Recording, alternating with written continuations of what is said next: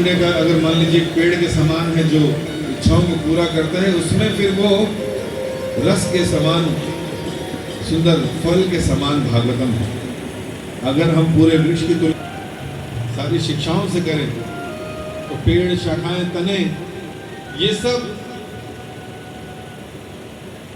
ज्ञान की अलग अलग शाखाएं हो सकती हैं, लेकिन इस ज्ञान का जो पका हुआ फल है, जो पेड़ में उगा हुआ है, वो है श्रीमद् भागवत।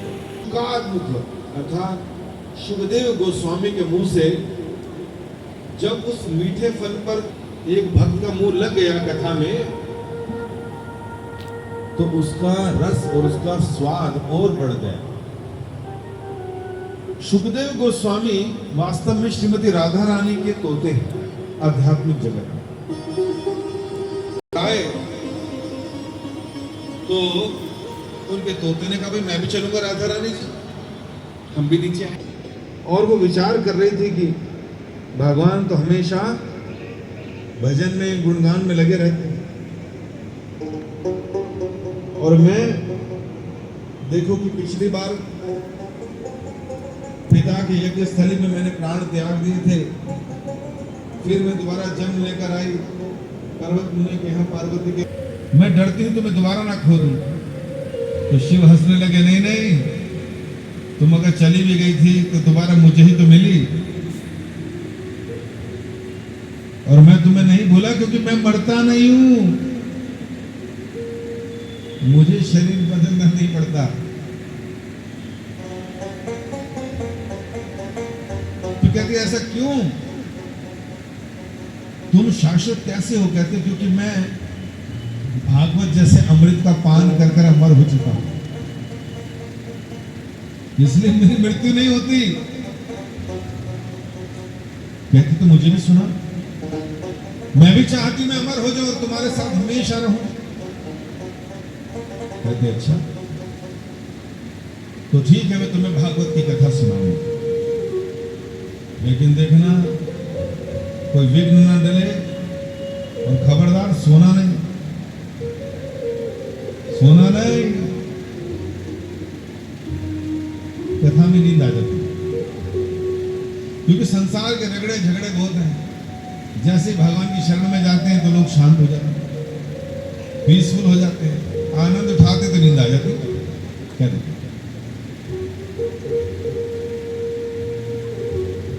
तो शिव जी ने कथा करना शुरू की और कहा, देखो जब मैं कथा करूंगा तो मैं भी घूम जाऊंगा भैया कथा में, बोलते बोलते मुझे ध्यान नहीं रहेगा, तो जब तक तो तुम करती रहोगी मैं कथा बोलता रहूंगा, और कहीं तुम्हारी हाँ बंद हो गई तो कथा भी बंद हो जाएगी। तो जब तक तुम्हारी हूं चलेगी ये कथा चलेगी। गब्बर सिंह ने भी शायद कथा सुनी थी, इसलिए उसने बोला था कि जब तक तुम्हारे पैर चलेंगे इसकी सांसें चलेंगी।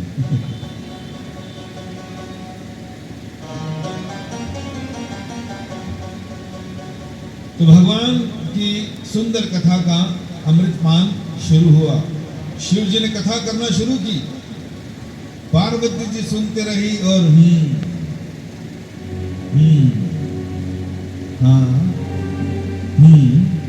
चल रहा था। शिव जी कथा करते रहे, शिव जी मग्न हो गए, कथा करते रहे, होता रहा, कथा आगे बढ़ती रही, कथा बढ़ती रही, कथा समाप्त हो गई। शिव जी ने कहा, बोलो हरि हरि बोल। लेकिन पार्वती तो सो रही है, ये सो रही है, तो हाँ कहां से हो रहा है?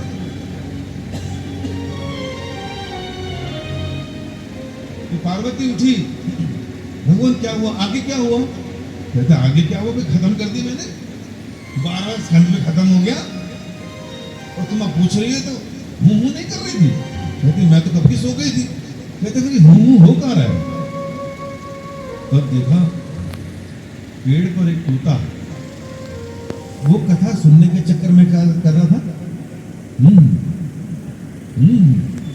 और शिव जी कथा करते गए। वो सुनकर के शिव जी को बड़ा गुस्सा चला, हमें धोखा दिया, हमारी पत्नी को सुनाना था, ये सो गई बताइए, और तुम करके हमसे चलवाई जा रहे कथा। बिजली का बिल भी आता भैया, एनर्जी भी लगती है, कैलोरीज बर्न होती है। शिव जी ने अपना धनुष निकाला, अपना त्रिशूल, और भागे उस पक्षी के पीछे। वो पक्षी जान बचाने के लिए भागता रहा। उधर व्यास देव जी की धर्म पत्नी जो अभी रजस्वला स्थिति से बाहर निकली ही थी, नहा धो के कपड़े सुखा रही थी, मुंह खोला और तुरंत तोता मुंह के अंदर और उनके गर्भ में। शिव जी वहां पहुंचे, कहाँ है, निकालो उसे। कहती, हे शिव क्या हुआ, इतने विचलित और इतने उद्वेलित क्यों नजर आ रहे हैं? कहते भाई हम कथा कर रहे थे, इसने हमारा काफी टाइम निकाल दिया इसी चक्कर में हूं वहां करके। कहते जो होता है अच्छे के लिए होता है, अगर उसने भी सुनी है कुछ अच्छे के लिए सुनी होगी। और वो तोता जो राधा रानी का था, वो तोता यहां आकर व्यास देव जी की माता के वाइफ के गर्भ में चला गया और 13 वर्षों तक अंदर ही रहा, बाहर ही नहीं निकल रहा। शिव के डर से नहीं, इसलिए कि कहीं मैं बाहर निकलूं तो माया मुझे पकड़ ना ले। माया मतलब क्या होती है? माया का मतलब जो हमें भगवान को भूलने में मदद करती है, वो माया है। कौन कौन माया है? हर वो चीज जो हमें भगवान को भुला दे, वो माया है। जब पैसा आता है, आते हैं भगवान याद आते हैं, माया। सुंदर पत्नी, सुंदर पति जो हमारे हिसाब से चलते हैं, माया है, क्योंकि उसकी वजह से भगवान याद नहीं है। तोतली, तोतली भाषा में पुकारते चिल्लाते बच्चे, बड़ा मन करता है इनके साथ ही रहूं, तो खिलाता रहूं, इनके साथ खेलता रहूं। भगवान याद नहीं आते, तो माया के तीर लगे हुए, माया के कठपुतलियां हैं। देश विदेश, मूवी, इंस्टा, फेसबुक, ये सब माया के हथियार हैं जो हमें भगवान को भूलने में मदद करते हैं। इसलिए सुखदेव गोस्वामी ने कहा, भाई मैं बाहर नहीं आऊंगा, बाहर आऊंगा तो कहीं ना कहीं होर्डिंग दिखेगा, बिलबोर्ड दिखेगा, बाहर आऊंगा तो कहीं ना कहीं जिंदाबाद मुर्दाबाद हो रहा होगा, बाहर आऊंगा तो कहीं ना कहीं T20 के झगड़े चल रहे होंगे, बाहर आऊंगा तो कोई ना कोई इंस्टा या कोई ना कोई वीडियो चल रही होगी। सुखदेव गोस्वामी ने कहा, भाई बाहर आया तो भक्ति नहीं होगी, भगवान का स्मरण नहीं होगा, इसलिए बाहर ही नहीं आए 13 वर्षों तक।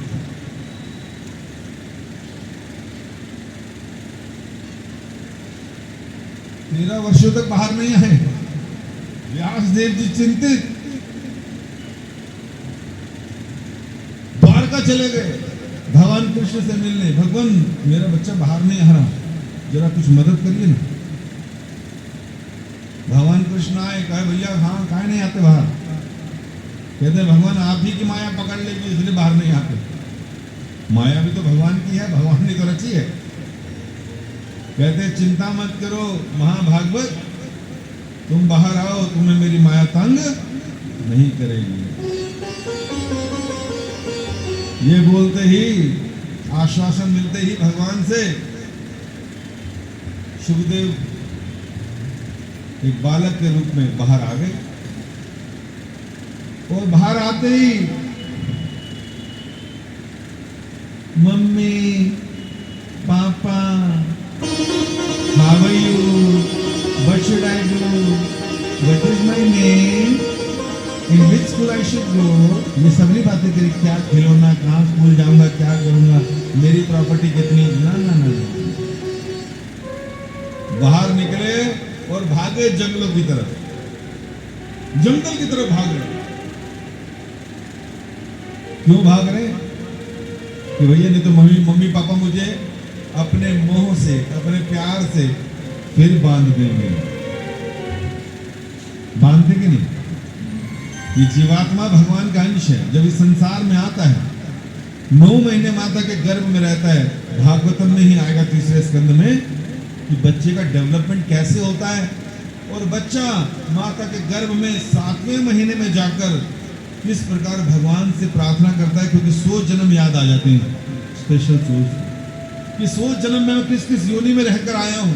कुत्ता, गधा, घोड़ा, बिल्ली, कबूतर, मछली, पेड़, क्या क्या बनकर मैंने जन्म लिया था। अब जाकर मैं फिर से माता के गर्भ में आया हूँ। हे भगवान मेरी मदद करो, मुझे यहाँ से निकालो। यहाँ करवट बदलने का स्थान नहीं, टांगे सीधी करने का स्थान नहीं, गुप्त अंधेरा है, जर्म्स काट रहे हैं, ऊपर से नींबू निचोड़ती है माँ तो और दर्द होता है, मुझे बाहर निकालो। बाहर निकलूंगा तो केवल आपका ही भजन करूंगा, उसके अलावा कोई दूसरा काम नहीं करूंगा, ताकि जन्म और मृत्यु से हमेशा के लिए छुटकारा हो जाए। तो जैसे ही बच्चा बाहर आता है,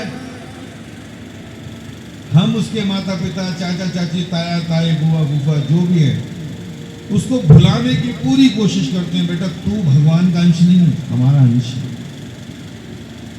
तेरा नाम आत्मा नहीं है, तेरा नाम सुरेश अग्रवाल है। तुझे भगवान का भक्त नहीं बनना, तुझे तो डॉक्टर इंजीनियर बन के यहां फंसना है। तेरा नाम गोलू, तेरा नाम मोनू, तुझे ये खाना, तुझे वो खाना, तेरा घर ये, तेरी प्रॉपर्टी ये।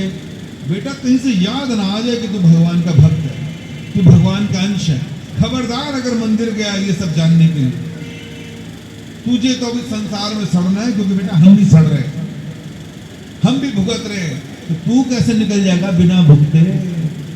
तू भी पिट यहाँ पर माया के थपेड़े खा।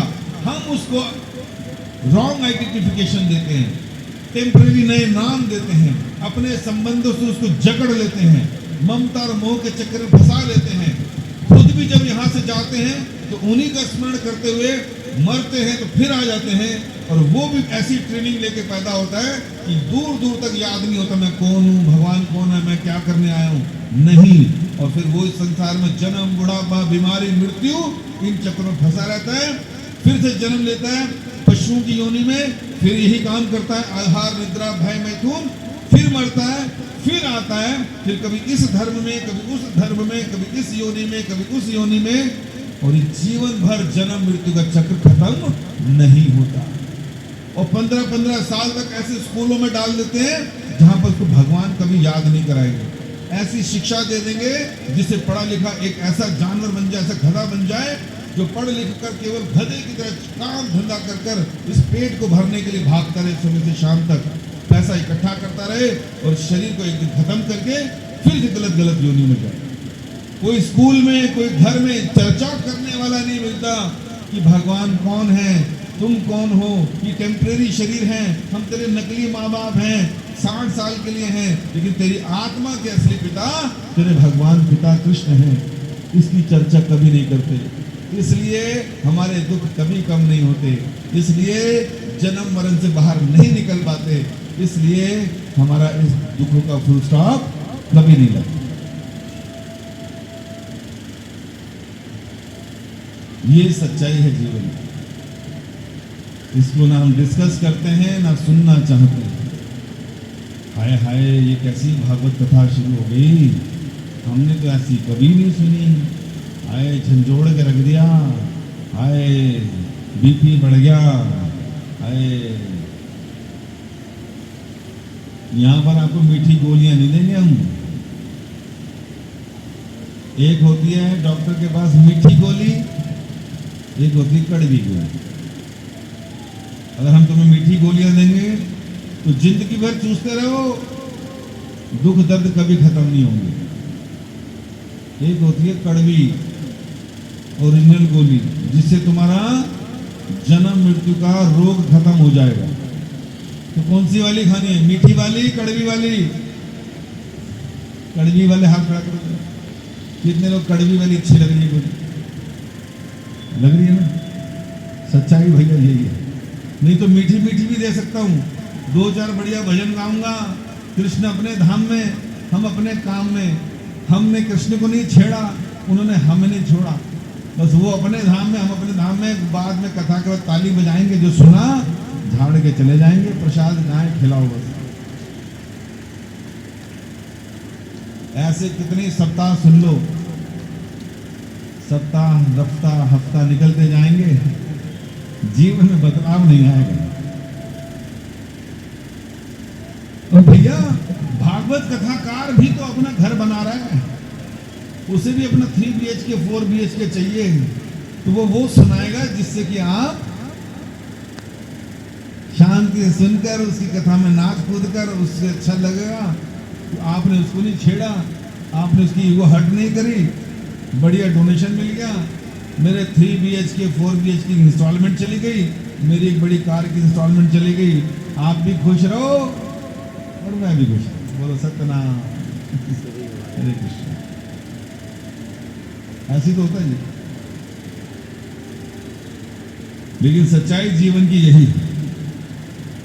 अब इसको अगर सुनेंगे नहीं, जीवन में अपनाएंगे नहीं, तो लगे रहिए फिर बार बार। सुखदेव गोस्वामी तो भाग लिए भैया, मेरे को नहीं रुकना। तो ये कथा आगे हम यहीं से शुरू करेंगे बाद में, लेकिन इससे पहले क्या हुआ, अब इन तीनों मंगलाचरण करने के बाद आगे कथा बढ़ती है। और कथा जब आगे बढ़ती है तो आज से 5000 साल पहले नैमिषारण्यम, दिल्ली में, दिल्ली के पास एक जगह है, सुना है आपने नैमिषारण्य की जगह? नैमिषारण्यम में 88,000 ऋषि इकट्ठे हुए थे आज से 5000 साल पहले। यज्ञ करना चाह रहे थे, विचार विमर्श कर रहे थे कि भाई कलयुग आ गया, कलयुग के लक्षण देखो, क्या लक्षण दिखाई दे रहे हैं। झूठ बोलेंगे लोग, पापी हो जाएंगे लोग, मांस भक्षण करेंगे, नशा करेंगे, व्यभिचार करेंगे, उम्र कम हो जाएगी, दया नहीं रहेगी, समाजशील नहीं रहेंगे, साले सलाहकार बन जाएंगे, लोग एक दूसरे के खून के प्यासे हो जाएंगे। ये लक्षण देख के सारे ऋषि इकट्ठे हो गए कि कलयुग के लोगों का उद्धार कैसे होगा। तभी वहां पर सूत गोस्वामी जी आते हैं, सारे ऋषिगण खड़े हो जाते हैं, सब उनको प्रणाम करते हैं और बताते हैं हम लोग यहाँ पर क्यों इकट्ठे हुए कि कलयुग के जो लोग होंगे उनकी स्थिति ये है, उनका उद्धार कैसे हो। यज्ञ के लिए बैठे थे, आप बताएं। तो उनमें शौनक ऋषि ने प्रश्न किए, वो आगे बढ़े और सूत गोस्वामी को कहा कि आप तो उस सभा में थे आज से लगभग 200 वर्ष पूर्व, 250 वर्ष पूर्व, जब सुखदेव गोस्वामी ने ये कथा परीक्षित महाराज को सुनाई। तो आप हमें बताएं, वही कथा हमारे को भी करें, क्योंकि आप जैसा भक्त नहीं, आप जैसा शिष्य नहीं, आप जैसा प्रमाणिक गुरु नहीं, आप हमें वो कथा सुनाइए। हमारे कुछ प्रश्न हैं आपसे, तो लगभग 6 प्रश्न करते हैं शौनक आदि ऋषि सूत गोस्वामी से कि सबसे उच्चतम सर्वोत्तम पुरुषार्थ क्या है। पुरुष अर्थ मतलब मनुष्य का सबसे बड़ा बेनिफिट किसमें है। कितना बड़ा प्रश्न पूछा ना। किसके लिए पूछ रहे हैं? कलयुग के लोगों के लिए। कौन है कलयुग के लोग? आस पड़ोस में कहां देख रहे हैं? हम ही हैं कलयुग के लोग। हमारे लिए पूछ रहे हैं कि जो कलयुग के लोग होंगे उनके पुरुषों के लिए सबसे अच्छा अर्थ क्या है, पुरुषार्थ क्या है। और दूसरा प्रश्न किया कि सभी ग्रंथ, एक ग्रंथ नहीं है, बहुत से ग्रंथ है, उसका सार क्या है। तो इतने सारे ग्रंथ, बाप रे बाप, उसका सार बताइए कि सार क्या है। फिर हमने सुना भी कृष्ण ने अवतार लिया, तो कृष्ण के अवतार का प्रयोजन क्या था। और भगवान के पुरुष अवतार के बारे में कुछ बताइए, भगवान के लीला अवतार के बारे में कुछ बताइए। और जब भगवान कृष्ण यहां से अपने धाम वापस गए, अपने घर, तो फिर धर्म ने किसकी शरण ली। तो जब ये प्रश्न किए गए तो फिर इनके उत्तर भी दिए। तो सूत गोस्वामी जी ने उत्तर देना शुरू किया। उन्होंने कहा सबसे उच्चतम पुरुषार्थ क्या है? सवे पुंसा परो धर्मा यदो भक्ति अधोक्षजे अहेतु की अप्रतिहता ये आत्मा सुप्रसिद्धति। सवे पुंसा परो धर्मा, सारे आदमियों का, सारे पुरुषों का परम धर्म क्या है? सवे पुंसा परो धर्मा यथो भक्ति अधोक्षजे। ये जो अधोक्षज भगवान कृष्ण है, इनकी भक्ति करना ये सर्वोच्च क्या है? पुरुषार्थ है लोगों का। कैसे करनी है भक्ति? अहेतु की अप्रतिहता ये आत्मा सुप्रसिद्धि। आनंद लेगा कब? जब वो अहेतु की करेगा, मतलब भक्ति करेगा लेकिन बदले में कुछ नहीं चाहेगा। हम भक्ति करते हैं लेकिन बदले में चाहिए होता है, इसलिए फंस जाते हैं। अहेतु की अप्रतिहता, अप्रतिहता का मतलब अनडिवाइडेड, अनइंटरप्टेड, मतलब बिना रुके, उसमें कोई व्यवधान नहीं होना चाहिए कि आज कर ली कल नहीं करेंगे, हमेशा करनी है बिना रुके। तो अहेतु की अप्रतिहता। दूसरा प्रश्न का सारे ग्रंथों का सार क्या है? तो उन्होंने कहा भैया भगवान कृष्ण से प्रेम करना या उनकी सेवा करना सारे ग्रंथों का सार है। कृष्ण भगवान का क्या प्रयोजन था यहाँ पर आने का? तो उन्होंने कहा भगवान का प्रयोजन था सद्मार्ग की पुनः स्थापित करना, लोगों को भगवान के प्रति आगे बढ़ाना, ये भगवान ने किया। पुरुष अवतार के बारे में बताइए। तो पुरुष अवतार के बारे में संक्षिप्त में बता रहे हैं कि इसके बारे में आगे पता चलेगा। और भगवान कृष्ण जो है पहला अवतार बलराम जी के रूप में लेते हैं। पहला अवतार जब हम कृष्ण बलराम की बात करते हैं तो आप द्वापर युग के 5000 साल पहले वाले कृष्ण और बलराम के बारे में मत सोचना। ये हम बात कर रहे हैं सृष्टि के आरंभ की। भगवान ये भौतिक सृष्टि और आध्यात्मिक सृष्टि के भी आरंभ की। कृष्ण सबसे पहला विस्तार करते हैं बलराम जी के रूप में। बलराम जी अपना आगे विस्तार करते हैं 4 विष्णुओं के रूप में। उनका नाम है अनिरुद्ध, परिद्युम्न, संकर्षण और वसुदेव। और फिर जो संकर्षण है इसमें उनसे नारायण प्रकट होते हैं। फिर नारायण से एक चतुर्व्यूह और बनता है 4 विष्णु का। अनिरुद्ध, प्रद्युम्न, वसुदेव और संकर्षण द्वितीय। फिर संकर्षण आ गए। फिर जो संकर्षण द्वितीय है सेकंड, इन संकर्षण से प्रकट होते हैं कारणोदक्षाय विष्णु। आपने कई बार चित्र में देखा होगा कि समुद्र में एक बहुत बड़ा सांप है जिसका बेड बना हुआ है, शेषनाग है जिस पर भगवान महाविष्णु लेटे हुए हैं और चरणों में लक्ष्मी जी उनके चरण दबा रहे हैं। इनका नाम है कारणोदक्षाय विष्णु। इसका मतलब क्या हुआ? कारण का मतलब हो गया कारण समुद्र। एक समुद्र है जिसका नाम है कारण, स्पिरिचुअल वर्ल्ड में, आध्यात्मिक जगत में, यहां नहीं है वो। कारण उदक शाई। उदक का मतलब होता है सागर और शाई का मतलब होता है शयन, सोने वाले। तो कारणोदक शाई विष्णु, कारण समुद्र पर सोते हुए विष्णु। हमारे रोम छिद्रों से क्या निकलता है? पसीना। अब जिनके नहीं निकलता या जिस प्राणी के नहीं निकलता वो कहेगा गप्पे मार रहे हैं। इन छेदों से भी तो पानी निकलता है, लेकिन निकलता तो है। ऐसे ही हमारे यहां से गंदा पानी, पसीना निकलता है, वो कारणोदक्षाय विष्णु के शरीर से ब्रह्मांड निकलता है। क्या निकलता है? असंख्य ब्रह्मांड उत्पन्न होते हैं इनके सांस छोड़ने से, और इन रोम छिद्रों से असंख्य ब्रह्मांड बाहर निकलते रहते हैं। ये बिग बैंग थ्योरी नहीं है, ब्लैक होल थ्योरी नहीं है। There is a big brain behind that. एक ब्लास्ट हुआ and everything came into existence, ये बेवकूफी है। ये उन लोगों के लिए है जो तुक्के लगाते हैं साइंस के नाम पर, ऐसा हुआ होगा। भाई तुम्हारे लिए तुक्के हैं, तुम रिसर्च ना करो, ऐसा हुआ होगा तो बताओ। वैसे आप कहते हो हर चीज प्रैक्टिकली कर कर दिखाओ, लेबोरेटरी में कर कर दिखाओ, फिर उसका थीम लिखो, फिर उसको प्रूव करो, तब उसको मानो। साइंस तो यही कहता है ना। लेकिन सृष्टि उत्पन्न कैसे हुई उसके लिए तुक्के लगाते हैं। इतनी डेंसिटी में एक वैक्यूम क्रिएट हुआ और इस प्रकार एक ब्लास्ट हुआ और सारे संसार आ गया, सारे प्लैनेट्स आ गए और वो अपने अपने एरिया में घूम रहे हैं ऐसे ऐसे। बढ़िया तुक्का मार रहे हो भाई।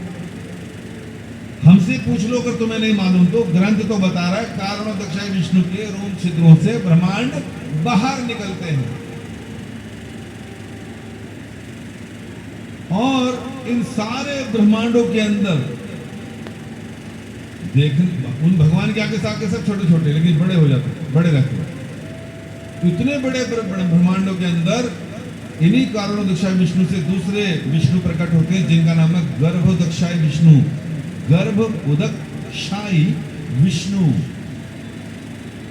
तो ये जो विष्णु लेटे हुए हैं और लक्ष्मी जी हैं और शेषनाग, इनका सेट निकलता बाहर एक हो एक्सपेंशन, और जितने खरबों ब्रह्मांड बाहर आए ना उन सारे ब्रह्मांडों के अंदर चले जाते हैं।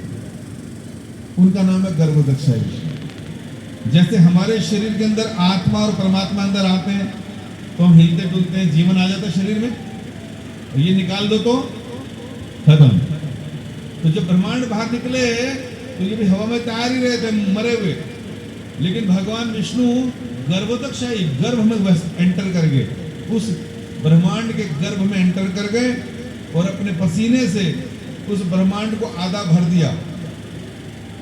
आधा भरने के बाद भगवान के नाभि कमल से एक कमल का स्टेम निकलता है, कमल का फूल, और उस कमल के फूल पर पैदा होते हैं हमारे ब्रह्मा जी। उनको बोलते हैं स्वयंभू। स्वयंभू का मतलब स्वयं, जो खुद प्रकट हुए हैं, जिनको मम्मी पापा की जरूरत नहीं थी, वो ब्रह्मा जी पैदा होते हैं। और इस तरह से ब्रह्मा जी भगवान से ज्ञान लेते हैं, फिर सृष्टि करते हैं आगे, और फिर तीसरे विष्णु आते हैं जिनका नाम है शिरोदक्षाय विष्णु, क्षीर सागर में लेटे हुए सागर में विष्णु। ये क्या करते हैं, ब्रह्मा जी के द्वारा बनाए गए प्राणियों के हृदय में परमात्मा रूप में चले जाते हैं। हम सब ब्रह्मा जी के द्वारा बनाए गए हैं।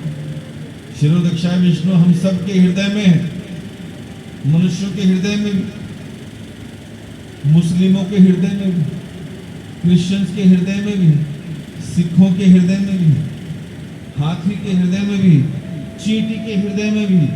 जब बोला कि सबके हृदय में तो मतलब सबके हृदय में। और हम लोग हिंदू मुस्लिम सिख ईसाई में लड़ रहे हैं, डांडिया खेल रहे हैं, डांडिया। अरे भाई तेरे हृदय में भी वही भगवान है, मेरे हृदय में वही भगवान है। थोड़ा बुद्धि खोल के समझोगे तो पता चलेगा सब कुछ एक ही।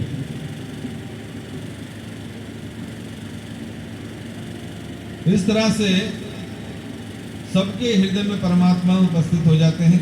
और जब इस संसार में जब जब धर्म की हानि होती है तब तब भगवान क्या कहते हैं, अवतार लेकर आते हैं। कौन से भगवान? ये जो शिरोदक्षाय विष्णु हैं जो परमात्मा रूप में सबके हृदय में हैं, यही अलग अलग अवतार लेकर यदा यदा ही धर्मस्य ग्लानिर्भवति भारत, ये विष्णु आते हैं जो धर्म की स्थापना करते हैं। हर युग में आते हैं। 6 प्रकार के अवतार हैं। पुरुष अवतार, जो 3 पुरुष अवतार मैंने बता दिए, कारणोदक्षाय विष्णु, गर्भोदक्षाय विष्णु, शिरोदक्षाय विष्णु, इन्हें बोलते हैं पुरुष अवतार। फिर मनवंतर अवतार, जो ब्रह्मा जी के 14 मनु में बार बार प्रकट होते हैं भगवान। फिर युग अवतार, त्रेता सतयुग द्वापर कलयुग, हर एक में अवतार नहीं कहते, वो अलग अवतार है। शक्त्यावेश अवतार, शक्ति का विशेष अवतार भगवान का, जिसके अंदर शक्ति डाल देते वो भी एक अवतार हो जाता है। लीला अवतार, भगवान आते हैं सुंदर सुंदर लीलाएं करते हैं। और गुण अवतार, ब्रह्मा विष्णु महेश, ब्रह्मा विष्णु महेश, हर ब्रह्मांड का सेट अलग है। खरबों ब्रह्मांड है, अभी तो साइंस पिछले 10 साल पहले ही उन्होंने बताया। क्या बताया? नहीं नहीं नहीं नहीं, there are so many galaxies in this universe. मतलब जैसे हमारी एक गैलेक्सी है, गैलेक्सी का मतलब सौर मंडल, जिसमें सूर्य, पृथ्वी, चंद्रमा, तारे ये सब घूम रहे हैं, प्लैनेट्स, ऐसे ही और भी गैलेक्सीज हैं। ये तो अभी यहां तक ही पहुंचे और हमारे शास्त्र को मानने लगे, भाई ठीक ही कह रहे हैं। लेकिन अभी बता दें, इन्होंने एक ब्रह्मांड के अंदर के देखी गैलेक्सीज, अभी दूसरे ब्रह्मांड तो देखे ही नहीं जो बाहर है। इस ब्रह्मांड के बाहर देख नहीं सकते, क्योंकि इस ब्रह्मांड के अंदर इसकी जो कवरिंग है वो भूमि, जल, अग्नि, वायु, आकाश, अहंकार, इस तरह की 7 कवरिंग्स हैं। और 7 कवरिंग में भूमि, मतलब भूमि की भी कवरिंग है, हमें दिखती नहीं है वो, लेकिन उसका 10 गुना भूमि, जल, फिर जल की है, इतना है तो वो इतना हो गया, 10 गुना ज्यादा। फिर वायु की, अग्नि की है तो इतना, इसका 10 टाइम ज्यादा कर लो, इतना हो गया। फिर इससे 10 गुना ज्यादा वायु की, फिर आकाश की 10 टाइम ज्यादा, फिर मन की, फिर बुद्धि की, फिर अहंकार की, इस तरह 7-8 लेयर्स हैं। तो उससे बाहर तो निकल नहीं सकता ना। अभी जो देखा है इस ब्रह्मांड के अंदर देखा, उससे बाहर कुछ नहीं देखा। लेकिन बोलते हैं इसको भी ब्रह्मांड बोलते, उसको भी ब्रह्मांड बोलते। हर ब्रह्मांड के अलग अलग भगवान, ब्रह्मा विष्णु महेश का सेट उधर भी अलग है, इधर भी अलग। हमारा ब्रह्मांड जो है ये सबसे छोटा है। आप कहोगे आप कैसे ब्रह्मांड का जी नाप लेकर आ गए? वो किससे पता चलता मालूम? हमारे ब्रह्मांड का पता इसलिए चलता है सबसे छोटा है, क्योंकि हमारे ब्रह्मा जी जो हैं उनके 4 मुंह हैं। इससे पता चलता है हमारा ब्रह्मांड सबसे छोटा है। क्योंकि इसके बाद जो दूसरे ब्रह्मा जी हैं, दूसरे ब्रह्मांड हैं, उनके ब्रह्मा जी के पास 8 मुंह, 16 मुंह, 32, 64 लाख, ऐसे लाखों मुंह हैं, इतने बड़े बड़े ब्रह्मांड में। तो हमारे ब्रह्मांड के ब्रह्मा जी एक बार गए थे ऊपर मिलने के लिए भगवान से। तो जब मिलने गए तो उन्होंने कहा कौन? कहते यार कौन? मैं ब्रह्मा, मुझे नहीं पहचाना आपने। कहते ठीक है ब्रह्मा, लेकिन अंदर गए कोई ब्रह्मा जी आए। तो भगवान ने कहा उनसे पूछो कौन से ब्रह्मा। वापिस आए, कहते जी कौन से ब्रह्मा? कहते यार मेरे को नहीं पहचाना। अरे भाई मैं 4 मुंह वाला ब्रह्मा, जहां अभी भी भगवान का वराह अवतार हुआ था।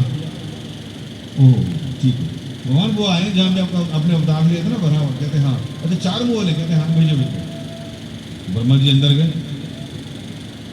ब्रह्मा जी अंदर गए तो बोला भगवान, कहते आओ। ब्रह्मा जी कैसे हो? सब ठीक, खैरियत है? कहते खैरियत तो ठीक है, जो पूछना था वो भी बाद में पूछूंगा, पहले ये बताओ मेरे अलावा भी कोई ब्रह्मा है क्या? कहते तुम्हारे नाम? कहते अभी बताता हूं। भगवान ने संकल्प शक्ति से इच्छा की, उसी समय अपने अपने हंसों पर लाखों करोड़ों ब्रह्मा जी अपने अपने हंस वाहन पर बैठकर अपनी गाड़ी पार्क करी, वहां पे हंस लगाया अपना, और सारे आए और सबने भगवान को प्रणाम किया एक साथ। और हमने बताया कितने कितने मुंह है उनके। तो जब इतने इतने मुंह के हेलमेट, मुकुट जो जमीन पर लगे, तो इतना कोलाहल मच गया, इतना शोर मच गया। वो ब्रह्मा ने पीछे मुड़ के देखा, कहता रे बाप रे बाप, इतने सारे, इतने बड़े बड़े मुंह वाले। हालत खराब है उनको। ऐसा लग रहा हाथी के बीच में चूहा खड़ा है। ब्रह्मा जी का सब कहते और कुछ पूछना है? कहते नहीं भगवान सब बढ़िया है, चलता हूं, बस ऐसे पूछने आया था, चलेंगे। तो जहां तक हम नहीं पहुंचे हैं, हमारी आंखें नहीं पहुंची हैं, इसका मतलब ये नहीं कि वो चीज एग्जिस्ट नहीं करती। हमें तो हवा भी नहीं दिखती, ये तो ग्रॉस एलिमेंट है 5 तत्वों का, उसमें हवा दिखती नहीं है, बस महसूस ही होती है। हमें तो इन 5 तत्वों का, ग्रॉस एलिमेंट्स का एक तत्व हवा नहीं दिखता, और दूसरा तत्व आकाश भी नहीं दिखता। हमें आकाश भी नहीं दिखता। आकाश का मतलब ये नहीं कि हमें दिखता है, वही बादल दिखते हैं। आकाश में बादल दिखते हैं, आकाश नहीं दिखता है। जितना भी खाली एम्प्टी स्पेस है दैट इज आकाश। बीच में जो आकाश है वो हमें दिख नहीं रहा, लेकिन कूलर दिख रहा है, पर्दे दिख रहे हैं, आपको मैं दिख रहा हूं, लेकिन बीच में जो खाली स्पेस है ये आकाश है। पेट के अंदर जो जगह है खाली वो भी आकाश है। तो भूमि जल अग्नि वायु आकाश से बना शरीर, तो 70% जल है यहाँ पर। ये मांस मिट्टी से बना है, भूमि जल पानी हो गया ना। अग्नि जठरा अग्नि जो तुम खाते हो, वैष्णव अग्नि, भगवान कहते हैं मैं बचाता हूँ, अग्नि मैं हूँ भैया। उस अग्नि में थोड़ा सा डिग्री सेल्सियस भी थोड़ा कम कर दूं तो ठंडा बुखार, थोड़ा बढ़ा दूं तो पट्टियां बांधते घूमते हो आप। शरीर का टेम्परेचर कहते हैं मैं कंट्रोल कर रहा हूँ, तुम्हारा अंदर जो आग है वो मैं हूँ, तुम्हारा खाना मैं बचाता हूँ। एक दिन शांत बैठ जाऊं तो तुम्हारी हालत खराब हो जाती है। और वायु 10 प्रकार की वायु है शरीर में। वायु 10 प्रकार की होती है, हाँ 10 प्रकार की वायु है, और 10 की 10 का काम अलग अलग है। आंखें झपकने वाली वायु का अलग काम है, हाथ की मूवमेंट करने का वायु अलग है, डकार लेना, सांस छोड़ना, अनुलोम है ना बोलते ना इसको, समान वायु, उदान वायु, प्राण वायु, ये सारी वायु है 10 प्रकार की। कर्कश वायु, धनंजय वायु जो शरीर को विकास कराती है, आंखें झपकती हैं, सारी वायु अलग अलग है। तो वायु भी है शरीर के अंदर। और फिर आकाश, वो जो खाली स्पेस है दैट इज आकाश। इससे बना है हमारा ये दिखने वाला शरीर। तो पूछा कि पुरुष अवतार के बारे में बताओ, तो पुरुष अवतार बताए, और कहा लीला अवतार के बारे में बताओ, तो तीसरे अध्याय में भगवान के 22 ये लीला करते हैं भगवान।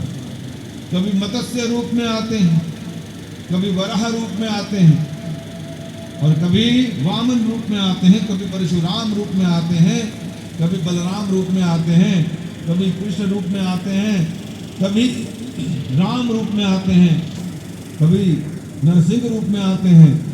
इतने अवतार लेते हैं। ये सारे बताने के बाद कहा ना ना ना, ना। इसमें एक चीज बता दूं, जो मैंने इन अवतारों को बोलते हुए तुम्हें बोल दिया कि कृष्ण भी आते हैं, तो कृष्णस्तु भगवान स्वयं। इसमें कृष्ण अवतार नहीं है, वो अवतारी है। नाम तो ले दिया मैंने, लेकिन कृष्ण ही सारे अवतार लेते हैं। जैसे हमने आपको बताया, सृष्टि के आरंभ में कृष्ण ने पहले बलराम जी के रूप में लिया, बलराम जी से चतुर्व्यूह बना, फिर नारायण, फिर चतुर्व्यूह, उसके बाद 3 विष्णु, उसके बाद फिर ब्रह्मांड शुरू होते हैं, वहां ब्रह्मा विष्णु महेश होते हैं। उससे पहले का इतिहास हमने बता दिया कहां कहां क्या क्या है।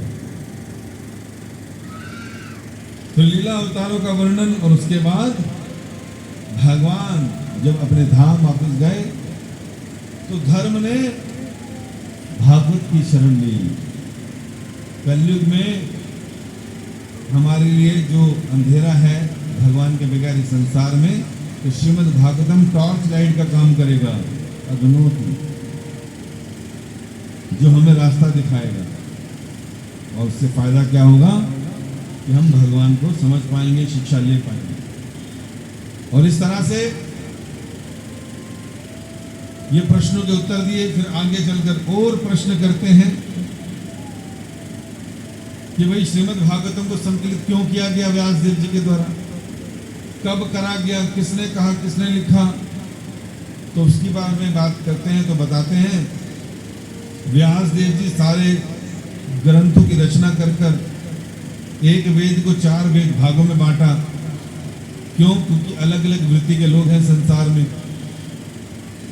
तमोगुणी भी है, रजोगुणी भी है, सतोगुणी भी है, तो उनके हिसाब से किताबें अलग अलग कर दी। बहुत से पुराण भी लिख दिए, लेकिन फिर भी हृदय से संतुष्ट महसूस नहीं कर रहे थे व्यास देव जी। तभी वहां पर नारद जी आए, उनके गुरु, और उन्होंने कहा तुम्हारी चिंता का और शोक का कारण है, इतने ग्रंथों की चर्चा तो तुमने कर दी, लेकिन उसमें खिचड़ी बना दिया। मतलब उसमें भगवान विष्णु भी है, दुर्गा भी है, शिव भी है, सब कुछ है, कर्मकांड भी है, रिचुअल्स भी है। तो उनको पढ़कर कोई व्यक्ति किसी मुकाम पर पहुंच नहीं पाएगा। तुमने लिख तो सब कुछ दिया। अब तुम एक ही ग्रंथ की रचना करो जिसमें केवल और केवल कृष्ण की या उनके अवतारों की चर्चा हो, तो तुम्हें सुख और शांति मिलेगी। व्यासदेव जी वैसे ही थे, और तब उनको सुख और शांति मिली कि मैंने एक ऐसे ग्रंथ की रचना की है महापुराण की, जिसका नाम है श्रीमद् भागवतम, जिसको पढ़कर व्यक्ति भगवान का भक्त बनता ही बनता है और मुक्त होता ही होता है। तो नारद जी ने जब ये कहा कि भागवत की ये महिमा है, तो बताया कि भक्ति की कितनी महिमा है। अरे कहते मैं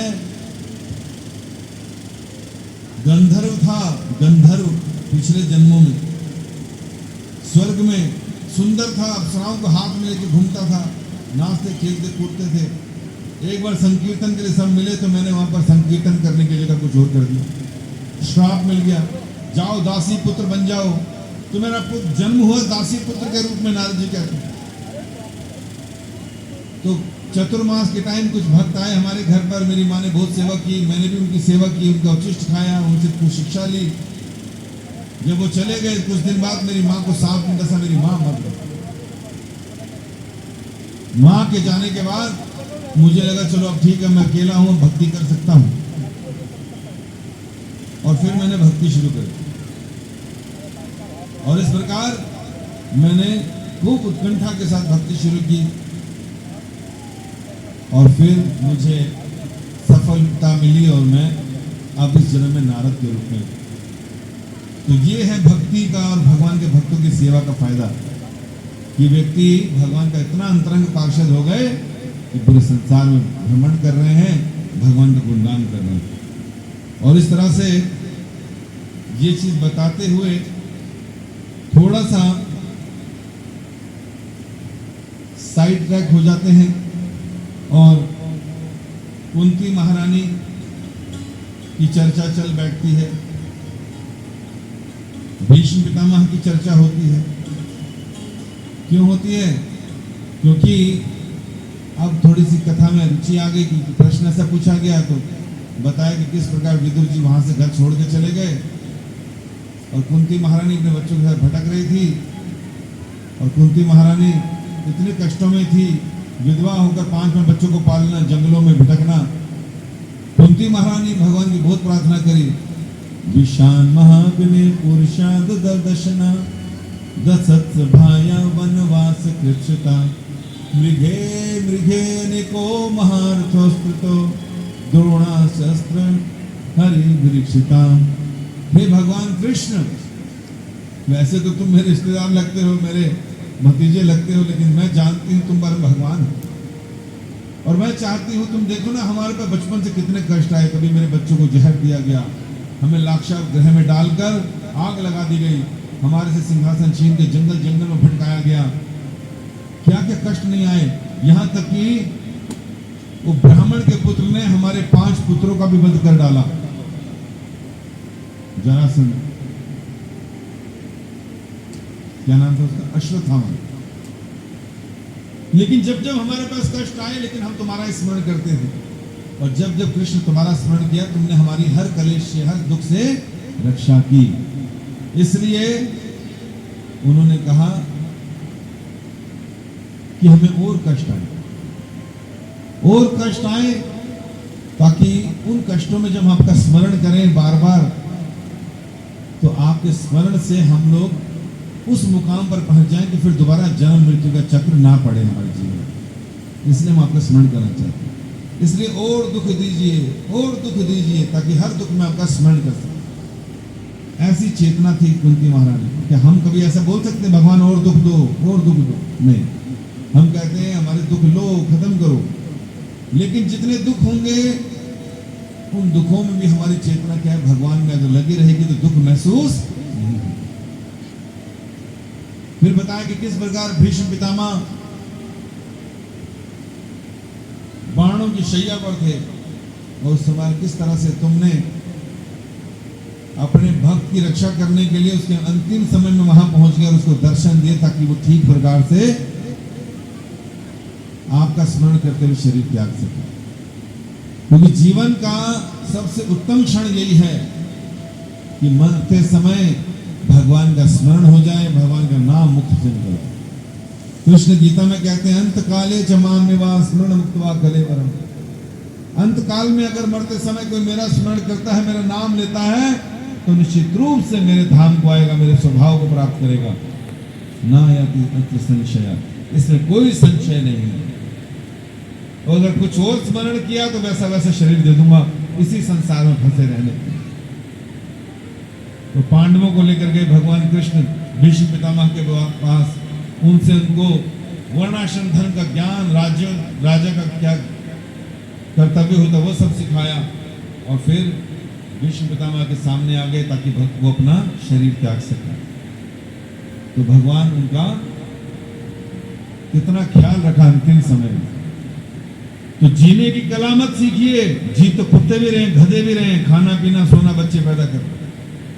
मरने की कला सीखिए, जो जानवर नहीं सीख सकते, दूसरे लोग नहीं सीखते। अगर मरना आ गया तो फिर दोबारा जीवन नहीं मिलेगा। और जीने की कला ढूंढते रहे, आर्ट ऑफ लिविंग ही करते रहे, तो वो तो हर योनि में मच्छर को भी आता करना, मक्खी को भी आता है, कुत्ते को भी आता है, कब खाना, कब सेक्स करना, कब बच्चे पैदा करना, कब कबूतर को भी आता है अंडे देने, कब अंडे सेकने, कब घर बनाना, 1 BHK 2 BHK सब कुछ आता है उसको बनाना। तो हम भी वही करते रह गए तो फायदा नहीं है। जीना नहीं सीखो, जीना तो अपने आप ही आ जाएगा। भक्ति करते हुए जीना है, लेकिन मरना सीखो। मरना एक बार ऐसे मरो फिर दोबारा ना आना। अंते नारायण स्मृति, अंत समय में नारायण की स्मृति हो जाए, नारायण सामने खड़े हो जाए, कृष्ण मेरे सामने आ गए। जिसने मरते समय उनका स्मरण कर लिया तो फिर दोबारा नहीं आएगा संसार।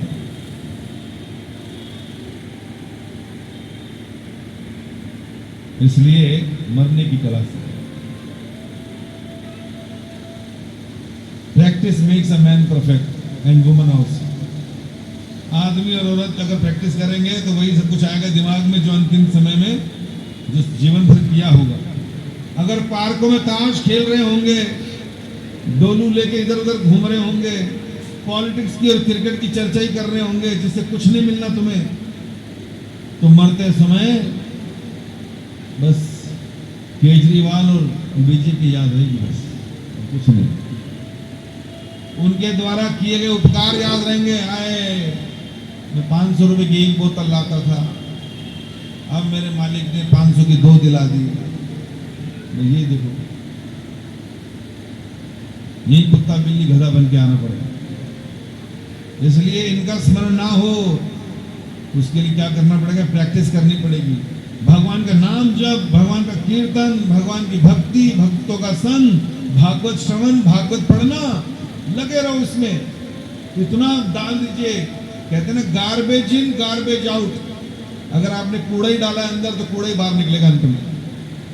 अगर अच्छी चीजें रहने, गुड इन गुड आउट, अच्छी चीजें डालिए, अच्छी चीजें बाहर निकलेंगी।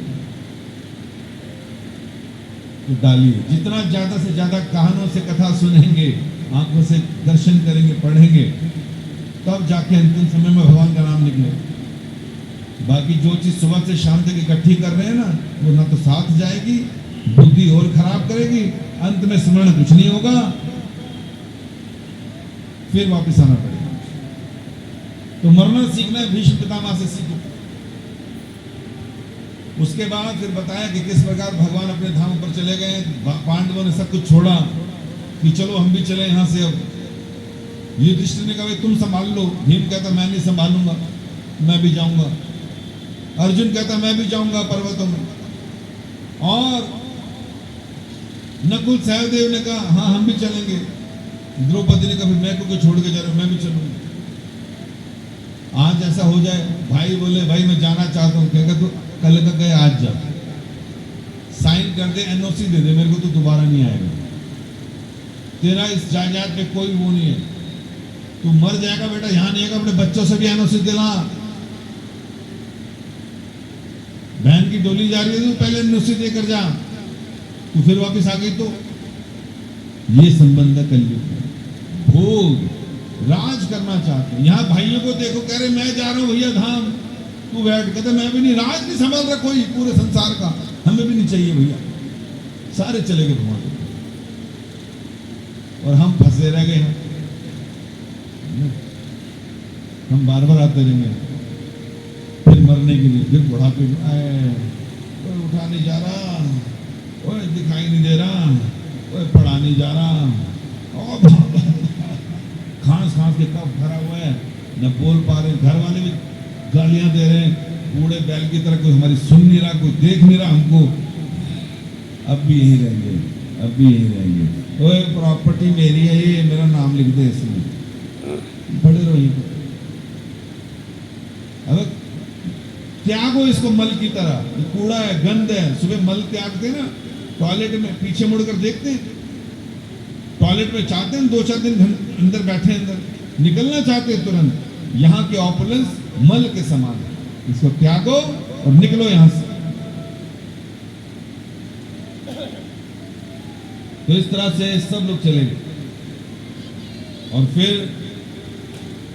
जब विदुर जी को पता चला, क्योंकि दुर्योधन ने खूब डांट के भगा दिया था उनको, उसको मालूम था इससे बेइज्जती कराने से अच्छा मैं तीर्थों में भ्रमण कर लूं। तो विदुर जी तीर्थों को भ्रमण करते रहे, फिर वापस आ गए जब युद्ध खत्म हो गया था। और आकर देखा वो जो धृतराष्ट्र है, जिसके 100 पुत्र मर गए, वो अभी बैठा हुआ है। बेटा पानी शरबत ऐसे। और विदुर ने कहा भैया आपकी ऐसी की तैसी, हद हो गई मेरे, मुंह में दांत नहीं है, पेट में आंत नहीं है, अब भी तुम्हें राज सिंहासन भोगना है। 100 पुत्र मारे गए इस सिंहासन के चक्कर में, अभी तक तुम्हारा मुंह नहीं टूटा। एक कुत्ते की तरह तुम अपने बच्चों को मारने वाले के घर बैठे हो इस सिंहासन के लालच में। अरे निकलो यहां से, इतनी आसक्ति के साथ मरोगे, पशु बन के आना पड़ेगा। ऐसी खरी खोटी सुनाई।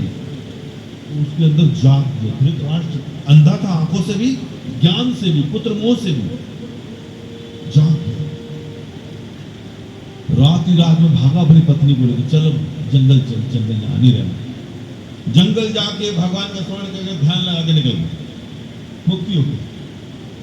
एक लेक्चर ने, विदुर जी के एक लेक्चर ने तीर्थों को भ्रमण करके आए थे, और जब देखा कहे तो अभी सिंहासन चिपका पड़ा है, इसके चक्कर में इतने लोग मर गए। सुनाई जब खरी खोटी, तो एक लेक्चर ने हृदय परिवर्तन कर दिया। अब नहीं जाऊंगा, अब निकल गया मैं। और इस तरह से अगले अध्यायों में फिर सूत गोस्वामी जी ने पूछा कि जब उन सब ने, पांडवों ने संन्यास ले लिया, तो फिर युधिष्ठिर जी ने परीक्षित महाराज का राज्याभिषेक किया। थोड़ा उनके बारे में बताइए। तो उन्होंने बताया कि परीक्षित महाराज का जन्म जो है वो लीला भी बड़ी खूब सुंदर है। जब वो माता के गर्भ में थे तो अश्वत्थामा ने 5 पुत्र तो द्रौपदी के मार ही दिए थे, और वो चाहता था इनका आखिरी बच्चा भी मर जाए। तो माता के गर्भ के शिशु को मारने के लिए उसने फिर से ब्रह्मास्त्र छोड़ दिया। उत्तरा के गर्भ में था, उत्तरा भागती हुई आई, युधिष्ठिर अर्जुन के पास नहीं गई, सब खड़े थे, लेकिन गई कृष्ण के पास। पाही माम, मेरी रक्षा करो, मुझे बचाओ, तुम्हारे अलावा कोई नहीं बचा सकता। भगवान ने भी क्या किया, बाहर तो थे ही, अंदर चले गए माता के गर्भ में, और गर्भ में जाकर अपनी गदा से उस अश्वत्थामा के द्वारा छोड़े गए ब्रह्मास्त्र के रेडिएशन को अपनी गदा से खत्म किया। शरीर बच्चे का जला दिया था, मृत हो गया था, उसको वहीं नया शरीर के प्राण जागृत कर दिए। उस बच्चे ने देखा भाई कौन है ये, तो ऐसा रूप पहली बार देखा था। भगवान को कोई एक बार देख ले तो वो नजर थोड़ी है। तो जब बचकर बाहर आया तो जिसकी रक्षा माता के गर्भ में भगवान ने करी, तो उनका नाम पड़ा विष्णु रात। और क्योंकि हर व्यक्ति का प्रशिक्षण ही करते रहते थे कि मैंने गर्भ में किसको देखा, इसको तो नहीं देखा, ये वो तो नहीं था, परीक्षा लेते रहते थे, इसलिए नाम पड़ा परीक्षित। और सारे ब्राह्मणों ने उनकी जो है जय घोष करी, उनको बताया कि कितने बढ़िया राजा बने थे, और फिर बताया कि किस प्रकार परीक्षित महाराज पूरी पृथ्वी के राजा बनाए गए, धर्म का पालन किया बड़े सुंदर ढंग से। तो उन्होंने कहा फिर अगर ये सब किया तो परीक्षित महाराज ने राज किया और कली को फिर दंड का क्या विधान था, कली को दंड क्यों दिया उन्होंने? तो उन्होंने बताया कली को दंड इसलिए दिया या फिर क्योंकि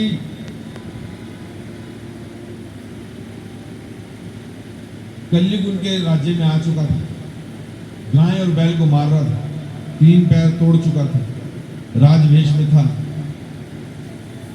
कली को देखा तो परीक्षित महाराज ने कहा भाई तू यहाँ क्यों आया, कौन है, क्यों गाय पर अत्याचार करा, तलवार निकाली कि तेरा वध कर दूंगा। उसने कहा जी माफी माफी माफी, मुझे मालूम है भगवान कृष्ण द्वापर में थे, अपने धाम गए, उनके जाते ही मेरे को आना था, अब मैं कलयुग हूँ, मैं आ चुका हूँ, तो मुझे तो रहना है यहाँ पर। कहते बट तू ऐसे अत्याचार क्यों कर रहा है? तो उन्होंने बोला जी मेरा समय आ गया इसलिए मैं आ गया। कहते तुम निकल जाओ नहीं तो मैं तुम्हें मार दूंगा। कहते जी मुझे रहने का स्थान दे दो। कहते कौन सा स्थान? कहते 4 स्थान दे दो। पता कौन कौन से स्थान दिए, क्या क्या स्थान मांगे? कहते जहां लोग मांस भक्षण करते हो। कलयुग बड़ा चतुर था, वो चाहता था धर्म के चारों स्तंभों को, चारों पैरों को तोड़ दूं, तो 4 स्थान मांगे। पहला स्थान मांगा कि जहां लोग मांस भक्षण करते हैं, तो परीक्षित महाराज के राज्य में कोई करता नहीं था, कहीं इक्का दुक्का को करते कहते ठीक है रह लियो भाई वहां पर, क्योंकि जो मांस भक्षण करेगा उसके हृदय में दया नहीं रहेगी। ऐसे कैसे कोई व्यक्ति किसी को मार खा सकता भाई? सब भगवान के संतान है, इस जीवा की संतुष्टि के लिए हम किसी को मार के खा जाएं? उसकी बीवी, उसके बच्चे, उसके वो नहीं है, उसके आंसू, उसका खून नहीं है, उसको नहीं दर्द होता क्या? तुम्हारी माँ के 4 बच्चे हैं, एक हैंडीकैप है, एक कम बुद्धि का है, एक पढ़ा लिखा है, तो पढ़ा लिखा के बाकी को मार के खा जाए? क्योंकि वो कमाई नहीं करेगा, दुश्मन अनाज के खा जाए उसको मार के? नहीं। हमारे घर से कोई किसी को छीन के ले जाए, सड़क पर पीटे, कैसा लगेगा? तो इतनी सी जीवा को संतुष्ट करने के लिए हम लोग जब जीवों को मार के खाते हैं तो कलयुग हमारे ऊपर ही बैठा होता है। इसलिए कलयुग ने कहा मुझे ये स्थान दीजिए, क्योंकि जो लोग किसी को भी मार के खाएंगे तो इनके हृदय में दया तो नहीं रहेगी, तो दया का स्तंभ खत्म, धर्म का एक स्तंभ टूट गया। जहां लोग व्यभिचार करते हो, एक्स्ट्रा मैरिटल अफेयर रखते हो, वहां पवित्रता खत्म हो जाती है। तो पवित्रता का धर्म खत्म हो जाता है, स्तंभ। एक्स्ट्रा मैरिटल अफेयर मतलब विवाह के अतिरिक्त संबंध बनाना, और आजकल कलयुग में ट्रेंड हो गया है। तो भारी संख्या में कलयुग हर जगह घर में फैल रहा है। लोगों को लग रहा है ट्रेंड है, इसे कल्चर, इसे मॉडर्निटी, सबके हैं 3-3 4-4, हमारे लिए तो क्या दिक्कत है? तो कलयुग जो है पांव पसार रहा है। नरकों में इसकी सजा मिलती है, वही स्त्री या वही पुरुष मिलेगा ऊपर, लेकिन लोहे का होगा, नीचे से आग लगती, लाल हो रखा गरम, और यमराज के हाथ बंदी जो है बांध कर चेन से तुम्हें जबरदस्ती चिपकाएंगे उसके साथ। ऐसी ऐसी सजाएं लिखी है। तो फिर उसने कहा दूसरा, जहां पर लोग नशा करते हैं मैं वहां रहूंगा। तो नशा से तपस्या का स्तंभ, धर्म का खत्म होता है। और नशे में क्या क्या आता है? सरकारी शराब की सारी दुकानें आती हैं, वहां मिलने वाली बियर भी आती है, चाहे तुम जो का पानी बोलो, चाहे पेट साफ करने के लिए कुछ भी चीज। नशा तो नशा है। बीड़ी, पान, तंबाकू,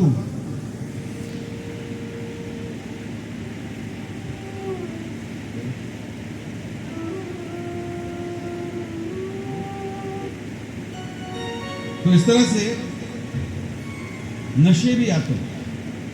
और इन नशों में पान, मसाला, बीड़ी, सब जिसको आदत पड़ी छूटती है, मर जाता है लेकिन छोड़ के राजी। लेकिन विदेशों में भी आदत लगी हुई थी सबको। प्रभुपाद जी ने हरे कृष्णा करवाया और सबको छुड़ा दिया। हम भी अगर हरे कृष्ण महामंत्र जपेंगे हमारे भी छूट जाएंगे, हम भी पवित्र भक्त बन जाएंगे। कलयुग का प्रभाव हमारे घर से भी खत्म हो जाएगा। और जहां पे लोग जुआ खेलते हो वहां सत्य नहीं रहता।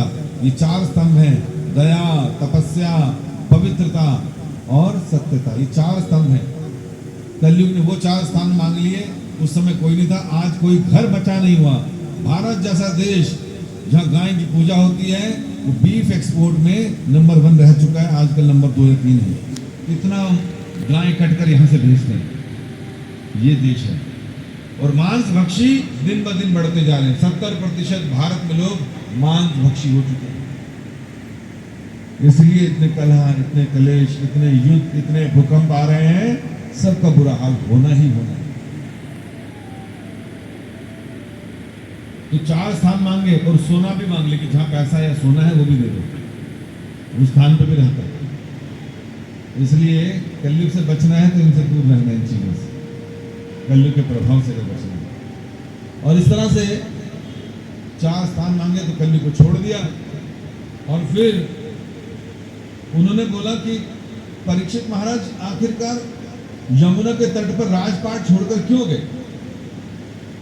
तो उन्होंने बताया वो इसलिए गए क्योंकि राजा तो बहुत अच्छे थे। एक दिन जंगल में चले गए शिकार करते हुए, काफी अंदर चले गए, भूख प्यास लगी हुई थी। एक कुटिया देखी, कुटिया में गए तो वहां पर एक जो है साधु ऋषि जो है तपस्या कर रहे थे, आंखें बंद कर। परीक्षित महाराज को लगा हम राजा हैं, हम आए हैं, खड़ा नहीं हुआ हमारे स्वागत के लिए। तो उनको लगा शायद नाटक ना कर रहा, तो मरा हुआ सांप था, उन्होंने तीर से उठाया और उठाकर उनके गले में डाला। सांप जो डर जाएगा, आंखें खोले नहीं खोली, उनको ध्यान में थे। पर ये घटना एक बच्चे ने देख ली, ब्राह्मण, तो भागता हुआ गया उसके बेटे के पास, कहा श्रृंगी तेरे पापा के साथ राजा ने ये सब किया है। श्रृंगी को क्रोध चढ़ा और उसने कहा कि ये जो राजा लोग हैं ये हमारी ही कृपा पर पलते हैं, क्योंकि सारी पृथ्वी भगवान की है और भगवान को ब्राह्मण बहुत प्रिय हैं। और कहीं ना कहीं जो पहले अच्छे राजा होते थे सारा कुछ ब्राह्मणों को दान कर देते, क्योंकि उनके दान से ही उनकी गति है। और ब्राह्मण क्या करते थे, सारी पृथ्वी लौटा देते थे कि हमें नहीं चाहिए, तुम संभालो, हमें गाय दे दो, हम बस इससे खुश हैं। कहते हमारे द्वारा दी गई पृथ्वी पर राज करते हैं और हमसे ही जुबान लड़ाते हैं, हमारे साथ ये करते हैं। बहुत अहंकारी हो गए। मैं श्राप देता हूं कि 7 दिन के अंदर परीक्षित की तक्षक नाम के सांप के काटने से मृत्यु हो जाएगी। श्राप नहीं दिया। जब पिता को पता चला तो उसने श्रृंगी को डांटा, बेटा तूने क्या किया, राजा तो बहुत अच्छे हैं, अगर सांप डाल भी तो क्या दिक्कत थी, इतने धार्मिक इतना वो है। राजा के सर पर मुकुट था, वो सोने का था। कलयुग ने कहा था मुझे सोने पर भी वास दीजिए, तो उसकी बुद्धि खराब हो गई, उन्होंने छोटा सा काम गलत कर दिया। लेकिन छोटे से काम की इतनी बड़ी सजा, गलत किया बेटा तुमने। इधर जब राजा को पता चला कि मुझे श्राप मिल गया और 7 दिन के अंदर मेरी मृत्यु होने वाली है, तो परीक्षित ने कहा अपने चारों बेटों को, बेटा जन्मेजय इत्यादि तुम संभालो राजपाट। मेरी बुद्धि भ्रमित हो गई थी, शायद भगवान विधाता का यही कोई नियम हो या उनकी कोई योजना हो। मैं अब चलता हूं, मेरे 7 दिन बच्चे, तुम संभालो, मैं चला। गंगा के तट पर आ गए, ऋषि मुनि वहां पहले से बैठे थे। कहीं से पूछा मुझे क्या करना चाहिए, अगर कोई व्यक्ति मर रहा हो उसे क्या करना चाहिए इतने समय में? तो कोई कुछ कारण बताए, कोई कुछ बताए। इतने में वहां पर सुखदेव गोस्वामी पहुंच गए। मतलब याद है, माता के गर्भ से बैठे थे, तुरंत भाग लिए थे। व्यासदेव जी पुत्र पुत्र कह के पीछे भाग रहे थे। तभी रास्ते से चलते हुए एक तालाब आया, तालाब में कुछ स्त्रियां नग्न स्नान कर रही थी। पुत्र निकला तो किसी को कुछ नहीं हुआ, किसी ने तन नहीं ढका। पिता निकले ढूंढते हुए, सबने तन ढक लिया। उन्होंने पूछा ऐसा क्यों? तुमने बोला कि ये जो पुत्र है तुम्हारा, कि जीवन मुक्त है। देखते ही पता चल गया कि तीनों गुणों से ऊपर है, इसे स्त्री पुरुष का भेद भी नहीं पता, माया से अछूता है, इसलिए इसके निकलने पर हमने तन को नहीं ढका, लेकिन तुम्हें इसका ज्ञान है व्यासदेव, इसलिए हमने ढका। पुत्र को वापस लाने के लिए 2 श्लोक उच्चारित किए व्यासदेव ने। वो श्लोक थे भगवान की कृपा की श्लोक। उसमें कह रहे हैं कि किस प्रकार भगवान ने जो है, जो उनको मारने आई पूतना, उसको भी अपनी मां का दर्जा दिया। ऐसा सुनकर जो कान में श्लोक पढ़े शिवदेव के, तो उनको लगा अरे भगवान इतने दयालु हो सकते हैं, कोई मारने आए उसको भी माता का दर्जा दे। फिर वापस आ गए, व्यासदेव जी ने कथा सुनाई पूरी भागवत की, उन्हें भागवत में परंगत हो गए। फिर वो जा जाके भ्रमण करके कथा सुनाते थे। तो उसी स्थान पे पहुंच गए गंगा किनारे, और गंगा किनारे पहुंचकर वहां पर पहले से ही परीक्षित महाराज बैठे हुए थे। उनको देखकर सारे खड़े हो गए। नारद मुनि, व्यासदेव स्वयं पहुंच गए वहां, जितने देवता ऋषि मुनि सारे थे वहां पहुंच गए, कथा होने वाली है। और फिर परीक्षित महाराज ने उनका पूजन किया, उनको सिंहासन पर बिठाया, नग्न अवस्था में, क्योंकि जीवन का इसका संसार से कोई लेना देना नहीं। और फिर प्रश्न किए परीक्षित महाराज ने कि जिस व्यक्ति के पास केवल 7 दिन बचे हों, ऐसे व्यक्ति को किसके बारे में सुनना चाहिए, कौन सा मंत्र जपना चाहिए, किसकी पूजा करनी चाहिए, अंत समय में क्या करना चाहिए, बताइए। और फिर दूसरे स्कंद के बाद परीक्षित महाराज को उनके प्रश्नों के जवाब देते हैं। वो हम कल बताएंगे। और इस तरह से आज कथा को हम यही विराम देते हैं। परीक्षित महाराज के पास भी 7 दिन थे और हमारे पास भी 7 दिन थे। कथा के नहीं, जीवन के। मृत्यु सबके 7 दिन में ही होनी है। सोमवार, मंगलवार, बुधवार, वीरवार, शुक्रवार, शनिवार और रविवार, ये 7 दिन सबके पास है। उनके पास भी 7 दिन थे, इनके पास लिमिटेड 7 थे। हमारे को लगता है शायद हमारे में किसी के साथ कभी भी कुछ भी हो सकता है। इसलिए एकाग्र चित्त होकर कथा सुनना और भगवान के नामों का जप करना। बोले हरे कृष्ण। तो आज का कथा विराम यहीं पर। कल हम दोबारा से आगे से दूसरे स्कंद से करेंगे चर्चा, 2-3 स्कंदों की प्रयास करेंगे। धीरे धीरे कथा करते हुए 12 के 12 स्कंद घुमा कर ले आए आपको। हरे कृष्ण। तो 2 मिनट कीर्तन करेंगे, भगवान नरसिंह की आरती गाएंगे, जो हमारे भक्ति के विघ्नों को नाश करते हैं। खड़े हो सकते भगवान के आगे। बोले हरे कृष्ण। सैनी परिवार भी आगे आ सकता है, और अगर ऊपर आकर भगवान की सारथी को घुमाना चाहते हैं तो ऊपर आके घुमा सकते हैं।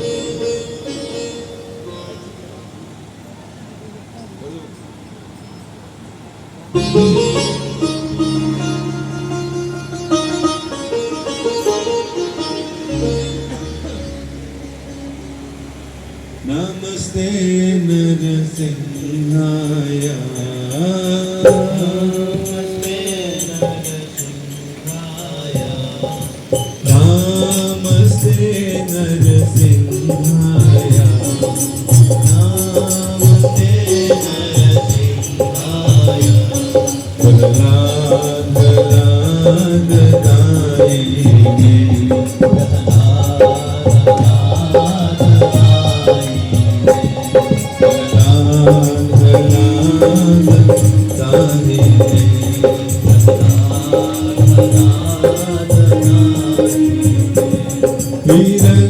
हिरण्यकाशी पूर्वक्षः, हिरण्यकाशी पूर्वक्षः, शीलकङ्कानघनाय, शीलकङ्कानघनाय।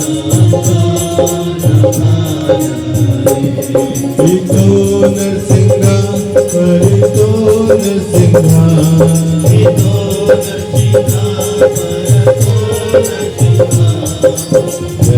यतो यामि ततो नरसिंहा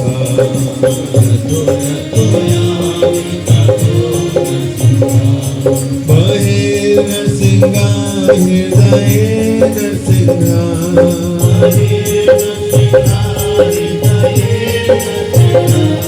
बहे नरसिंहा हृदये नरसिंहा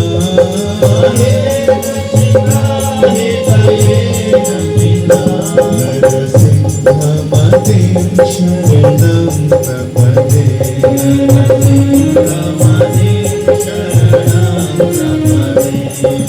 तव कर कमल वरे नथ अद्भुत श्रृंगार ललिता हिरण्यकशिपो तनु भृंगा केशवधृत नरहरि रूपा जय जगदीश हरे जय जगदीश हरे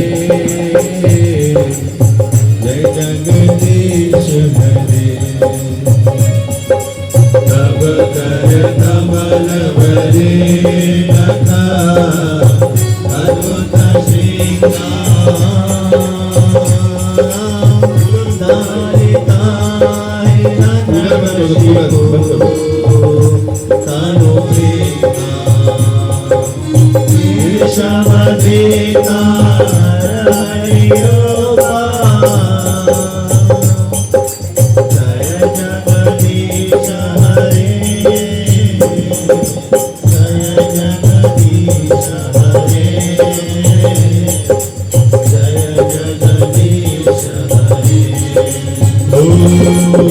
हरे कृष्णा कृष्णा कृष्णा हरे हरे हरे राम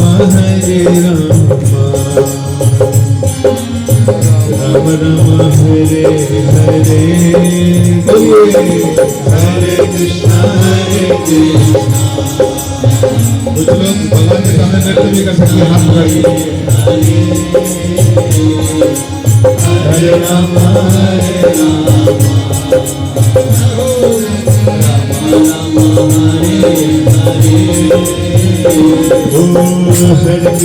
हरे कृष्णा कृष्णा कृष्णा हरे हरे हरे राम राम राम हरे हरे बोलिए बोलिए हरे कृष्णा कृष्णा कृष्णा हरे हरे हरे राम राम हरे हरे ओ हरे कृष्णा कृष्णा कृष्णा हरे हरे हरे राम राम राम हरे हरे ओ हरे कृष्णा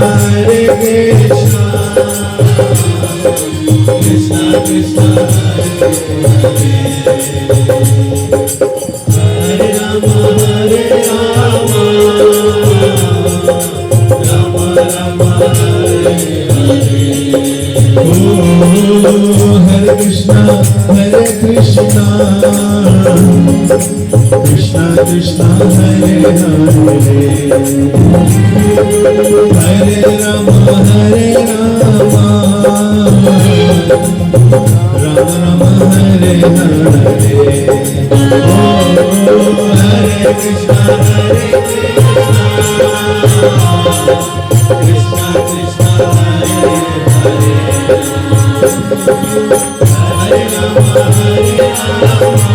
हरे राम राम हरे Hare Krishna, Krishna Krishna, Hare Hare, Hare Ram, Ram Ram, Hare Hare, Hare Krishna, Krishna Krishna, Hare Hare, Hare Rama, Rama Rama, Hare Hare, Hare Krishna, Krishna Krishna, Hare Hare, Hare Ram, Ram Ram, Hare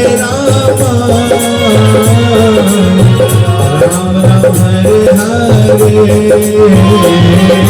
Hare Krishna, सबको उधर भी हाथ उठाए, हरे राम, हरे राम, राम हरे हरे, हरे कृष्णा, कृष्णा कृष्णा, हरे हरे, हरे Ram, Ram